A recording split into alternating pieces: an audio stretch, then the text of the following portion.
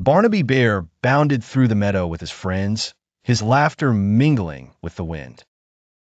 Their game grew more daring each moment until, with a careless leap, Barnaby landed right on Lily's beautifully crafted kite.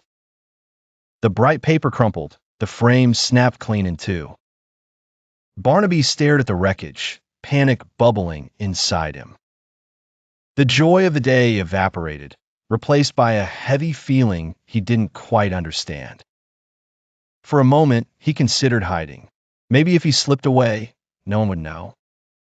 But as he glanced at Lily, her face already worried as she approached, Barnaby's heart thumped with the truth. He owed her more than silence. He took in a shaky breath, marched over to Lily, and met her gaze.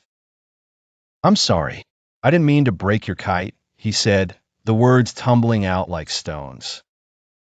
Lily's shoulders slumped and tears pricked her eyes.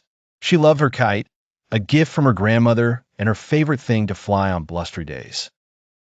Lily sat quietly, turning Barnaby's apology over in her mind. She was hurt and angry, but she saw sincerity in Barnaby's face. He truly hadn't meant it. After a pause, she touched his paw and said, "I forgive you, Barnaby. Thank you for telling me the truth." Together, they gathered the broken kite and tried their best to mend it. They taped, tied, and decorated until the kite, patched and quirky, took shape.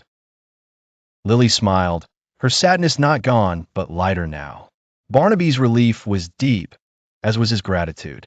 In fixing the kite and their feelings, they discovered the gentle magic of taking responsibility and the strength of kindness.